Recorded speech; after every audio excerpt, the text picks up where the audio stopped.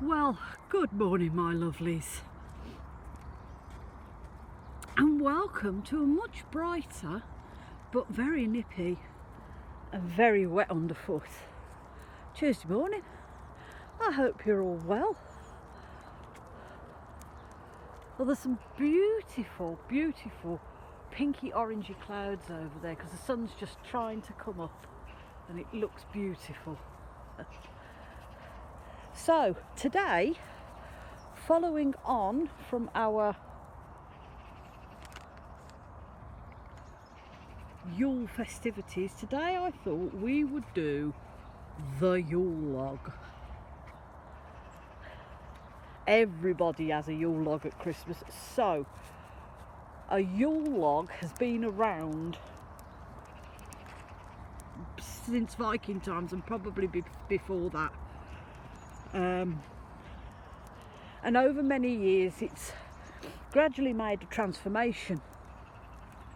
It had gone from being a very large log for burning in fireplaces or communal fire pits to a tree decoration, well, to a centre decoration, to a candle, to a chocolate sponge rolled cake to eat at Christmas. But how did it come to be? How have we managed to get a Yule log at Christmas? Well,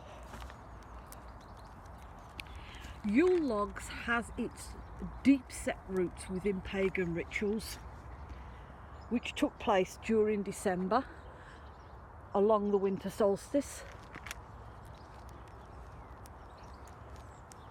Our ancestors celebrated the festival of Yule as a way of getting through the long, dark winter months.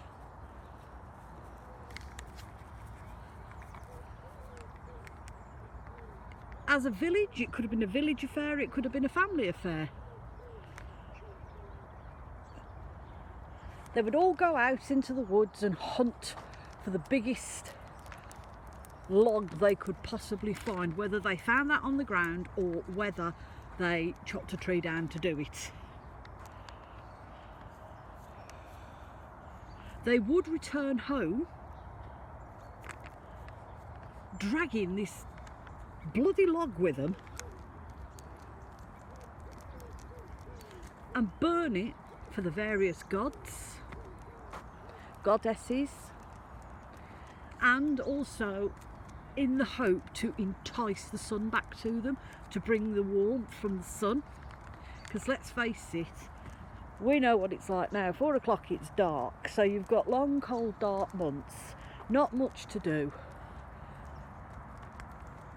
Let's try and get a bit of sun back in our lives. Also, this way now, also for prosperity and good luck within the home and family. A Yule log could also determine the luck of a person or the family.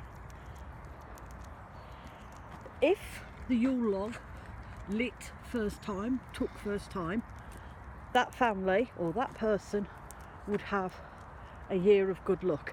If it didn't take first time and it took a few attempts, you're going to have a year of bad luck, I'm afraid. Another superstition that they had was to place the remains of the log under their beds, and this was to protect them from to protect their homes from lightning strikes and evil. And sometimes the ashes were kept till the following spring so that they could plant their seeds within them in the hope that it would bring a good harvest for the following year.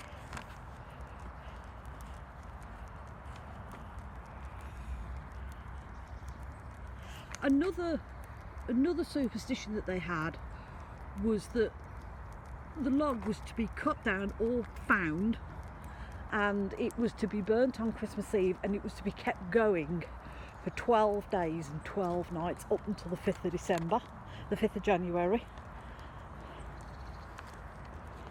And during this time, families, villages, communities would all get together and they would have a party. Try and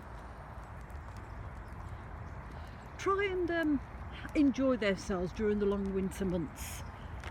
Because let's face it, you've not got a lot to do really, have you? You've not got any farming to do. You might have a few animals to tend to, but that's about it. Over the years, the Yule log has took many different transformations. The most popular being a chocolate sponge cake shaped and patterned like a Yule log and decorated with Yule season objects. It was thought the chocolate log came about because not many homes had fireplaces. So as the years progressed and there came various forms of heating, coal fires were not, wanted anymore, and many homes were built without fireplaces. So somebody came up with a good idea that in order for everybody to have a Yule log, to still celebrate the tradition of having a Yule log, somebody made a chocolate sponge cake shaped like a log and decorated like a log. And that was used in order to keep the tradition alive. A sweet cake treat was made for everyone to share and still have a Yule log of sorts. So that is the tradition of a Yule log.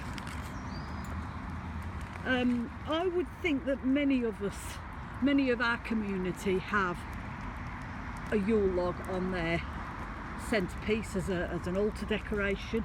I have one, and it's something I've had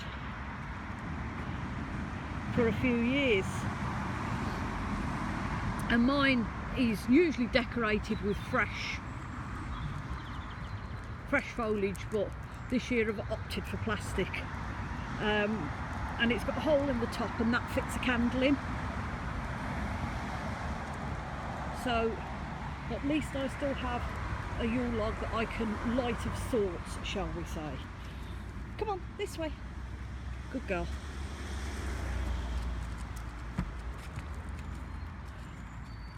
And of course I will be buying a chocolate Yule log because you have to.